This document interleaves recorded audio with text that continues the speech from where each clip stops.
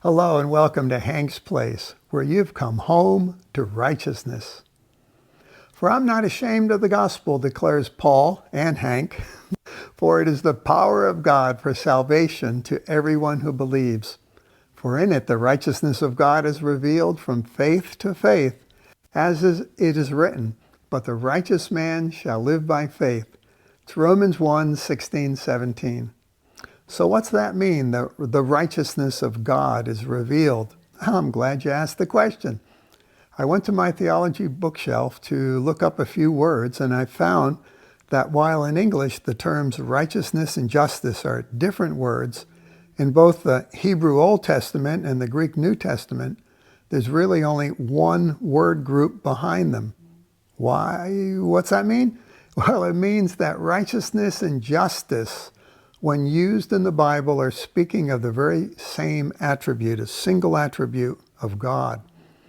God's righteousness means that God always acts in accordance with what is right, and God himself is the final standard of what is right. Moses in Deuteronomy 32:4 declares, all his ways are justice, a God of faithfulness and without iniquity, just and right is he. Abraham in Genesis 18:25 speaks of God's character as righteousness when he says, shall not the judge of all the earth do right? Psalms 19:18, the precepts of the Lord are right, rejoicing the heart. Isaiah 45:19 says, I, the Lord, speak the truth. I declare what is right. And that's just a few examples.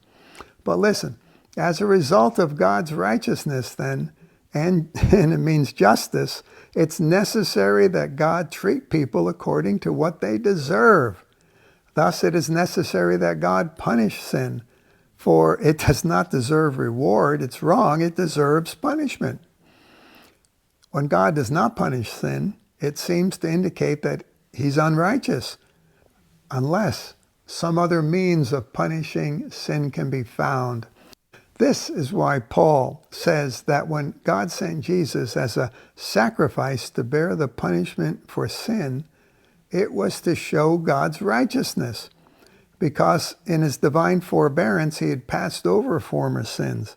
It was to prove at the present time that he himself is righteous and that he justifies him who has faith in Jesus, who took our punishment.